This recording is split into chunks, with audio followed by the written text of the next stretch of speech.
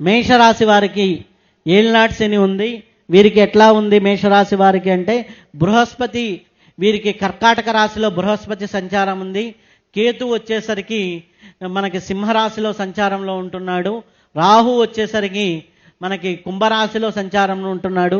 శని వచ్చేసి మీనరాశిలో సంచారం ఉంటుంది.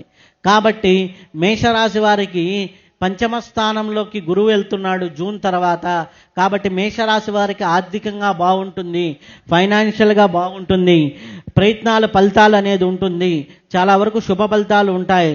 కాబట్టి జూన్ తర్వాత మేషరాశి వారికి ఒక పక్క ఏలినాటి శని ఉన్నప్పటికీ జూన్ తర్వాత మేషరాశి వారికి చాలా అనుకూలమైనటువంటి ఫలితాలే ఉన్నాయి.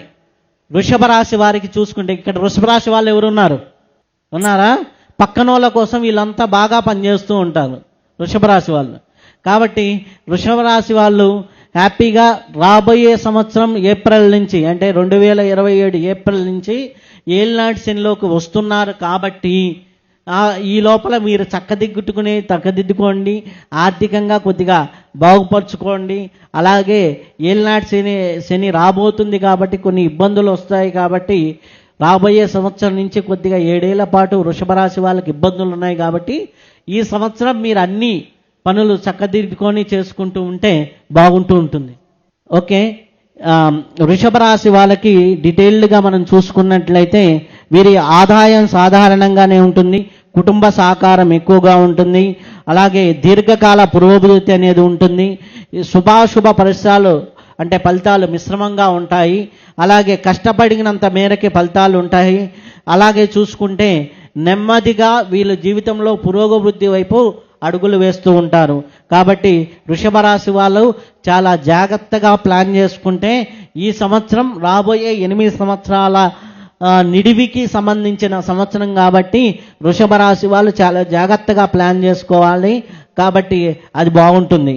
అలాగే మిథున రాశి వాళ్ళకి జూన్ తర్వాత వీళ్ళకి ఏముంటుందంటే, గురువు ధనస్థానంలోకి వెళ్తున్నారు, ధనయోగాలు బాగా ఉంటున్నాయి. వీరి ఆదాయం 8, వ్యయం 11, రాజ్యపూజ్యం 1, అవమానం 7, అవమానాలు ఎక్కువగా ఉంటున్నాయి. అలాగే ఈ పరిస్థితి ఎక్కువగా ఉంటుంది, ఆదాయం బాగుంటుంది, అలాగే వ్యయం కూడా ఎక్కువగా ఉంది. కాబట్టి వీళ్ళకి అనుకోని ఖర్చులు వస్తాయి. అంటే శుభమూలక ధన వ్యయం, అంటే ఇంట్లో పెళ్లిళ్ళ రూపంలోనో ఇల్లులు కొనటం రూపంలోనో ఎక్కువ డబ్బులు ఖర్చు చేయాల్సి వస్తుంది.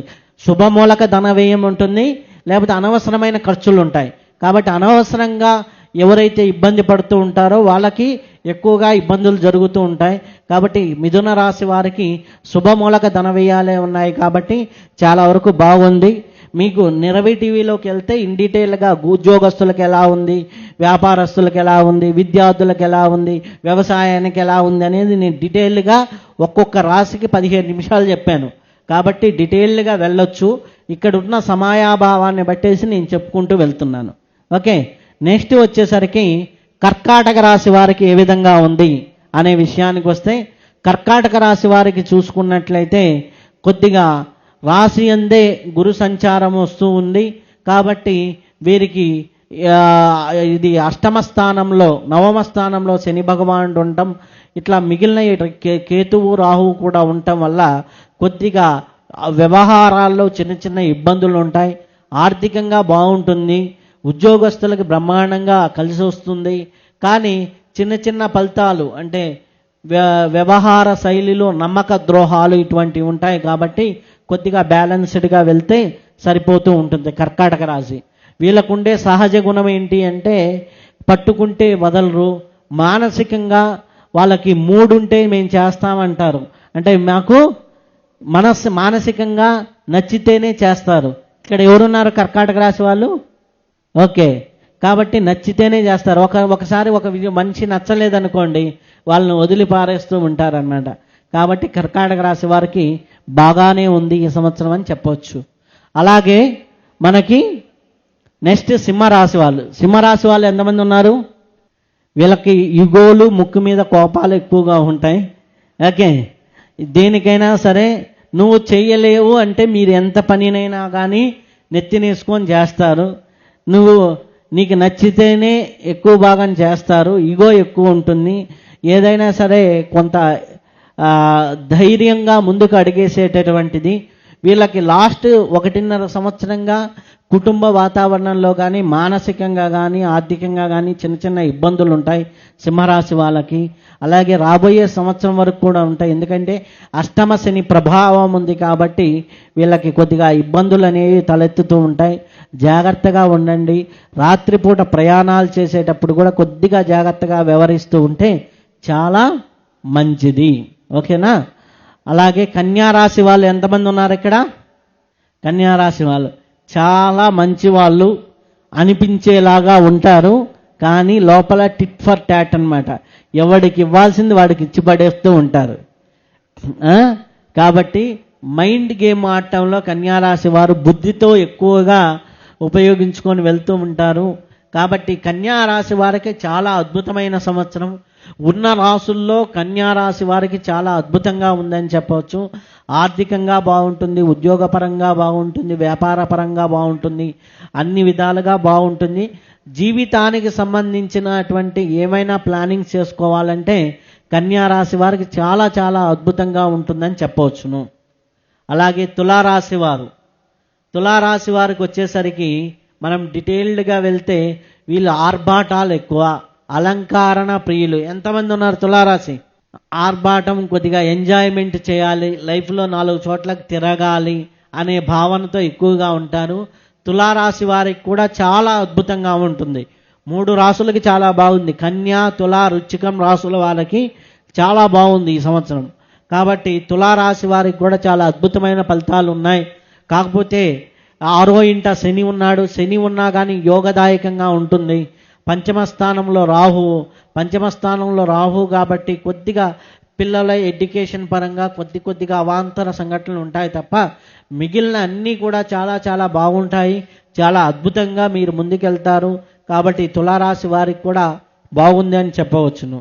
అలాగే వృశ్చిక రాశి వారిలో సంతానం లేని వారికి సంతానము అన్ని విధాలుగా బాగుంటుంది.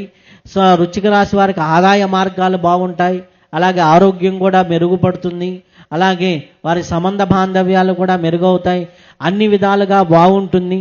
కాబట్టి వృశ్చిక రాశి వాళ్ళకు కూడా చాలా చాలా బాగుందని చెప్పవచ్చును. కన్యా, తుల, వృశ్చిక రాశి వాళ్ళు జీవితంలో ఏమి కావాలన్నా ప్లాన్ చేసుకోవచ్చు. ఏదైనా కావాలంటే హ్యాపీగా ముందుకు వెళ్ళొచ్చు. జీవితం కూడా సస్యశ్యామలంగా బాగా ఉంటుంది ఈ 3 రాశుల వారికి. అలాగే ధనుసు రాశి వారు ఎవరున్నారు? ధనుసు రాశి వాళ్ళు, ధనుసు రాశి వాళ్ళు కూడా బాగానే ఉన్నారు. ధనుసు రాశి వాళ్ళు చూసుకుంటే వీరి మాట పట్టింపు కొద్దిగా ఎక్కువగా ఉంటుంది. అర్ధాష్టమ శని దోషం ఉంది. ఆరోగ్యం మెరుగుపడుతూ ఉంటుంది. కాబట్టి కొద్దిగా వాకింగు ఇట్లాంటి అంటే శారీరక శ్రమ ఒత్తిడి లేకుండా ఉంటే చాలా వరకు ఆరోగ్యంగా బాగుంటారు. ఆర్థికంగా చాలా బాగుంది. ఆర్థిక లావాదేవీలన్నీ కూడా బాగా జరుగుతూ ఉంటాయి. మనసు ప్రశాంతంగా ఉంటుంది. అనుకున్న పనులన్నీ నెరవేరుతూ ఉంటాయి. కాబట్టి ధనుసు రాశి వారికి కూడా చాలా బాగుంది. అలాగే నెక్స్ట్ వచ్చేసరికి మకర రాశి. ఎవరున్నారు మకర రాశి వాళ్ళు? మకర రాశి వారికి కూడా చాలా అద్భుతంగా ఉంది. ఎందుకంటే 7వ స్థానంలోకి జూన్ నుంచి గురువు వస్తున్నాడు కాబట్టి చాలా వరకు మంచి వివాహం కాని వాళ్ళకి పెళ్ళిళ్ళు అవ్వటం, అలాగే పార్ట్నర్షిప్లో వ్యాపారాలు చేయడానికి, అలాగే ఈ యొక్క గురువు అనుగ్రహం వల్ల చాలా వరకు బాగుంటుంది. అలాగే శని భగవానుడు కూడా అనుకూలిస్తున్నాడు కాబట్టి మకర రాశి వాళ్ళకి చాలా అద్భుతమైనటువంటి ఫలితాలు అద్భుతంగా కనిపిస్తూ ఉన్నాయి. తర్వాత కుంభరాశి వాళ్ళకి ఏలినాటి శని ప్రభావం అనేది ఆల్రెడీ ఉంది. ఏలినాటి శని ప్రభావం ఉంది. కొద్దిగా ఎక్కువ ఇబ్బందులు పడే రాశి ఏదైనా ఉంది అంటే కుంభరాశి. ఈ సంవత్సరంలో అన్నిటికన్నా బాగున్న రాశులు కన్యా, అలాగే వచ్చేసి కన్యా, తుల, వృశ్చిక రాశులు బాగున్నాయి. ఇబ్బంది పడే రాశి తులారాశి, కుంభరాశి వారు కొద్దిగా జాగ్రత్తగా ఉండండి. ఏది చేస్తున్నా కానీ కొద్దిగా జాగ్రత్త. ఎందుకంటే ఏలినాటి శని చివరి భాగంలో ఉన్నారు. ఆరోగ్యపరంగా చూపిస్తాడు, ఆర్థికంగా చూపిస్తాడు. కాబట్టి కొద్దిగా జాగ్రత్తగా ఈ సంవత్సరం కొత్తగా ఏమీ చేయకుండా ఉన్నదాన్ని బ్యాలెన్స్ చేసుకుంటూ చాలా ఆచితూచి అడుగులు వేయాల్సిన సంవత్సరం కుంభరాశి వారికి. చివరిది, అన్నిటికంటే చివరిది మీనరాశి వారి దగ్గరికి వచ్చేసరికి చాలా వరకు మనం చూసినట్లయితే అనుకూలమైనటువంటి ఫలితాలు కనిపిస్తున్నాయి. ఎందుకు అంటే శని భగవానుడు ఏలినాటి శని తీవ్రంగా ఉన్నప్పటికీ రెండో పక్క ఏమవుతుంది, గురువు అనుకూలంలోకి వస్తున్నాడు పంచమ స్థానంలోకి, రాహుకేతువుల అనుకూలతలు ఉన్నాయి. కాబట్టి ఒక 70% కొంతవరకు లాస్ట్ ఇయర్తో పోలిస్తే ఉపశమనం మీనరాశి వారికి బాగుంటుంది. మీనరాశి వారికి అనుకూలమైనటువంటి పరిస్థితులు ఉంటాయి. మీనరాశి వారికి చాలా చాలా వరకు మేలైనటువంటి పరిస్థితులు, అనుకూలమైనటువంటి పరిస్థితుల్లో చాలా వరకు ఈ యొక్క మీనరాశి వారు ఉంటారు. కాబట్టి మీనరాశి వారికి కూడా కొంతవరకు మేలు. మధ్యస్థంగా ఉన్న రాశులు ఏవి అంటే మీనరాశి, వృషభ రాశి, కర్కాటక రాశి, ఇవి మధ్యస్థంగా, మకర రాశి, ఇవన్నీ మధ్యస్థంగా ఉన్నాయి. కొద్దిగా ఎక్కువ ఇబ్బంది పడుతుంది ఏంటంటే కుంభరాశి, సింహరాశి వాళ్ళు కొద్దిగా జాగ్రత్తగా ఉండాలి. కుంభరాశి, సింహరాశి వాళ్ళు కొద్దిగా జాగ్రత్తగా ఉండాలి.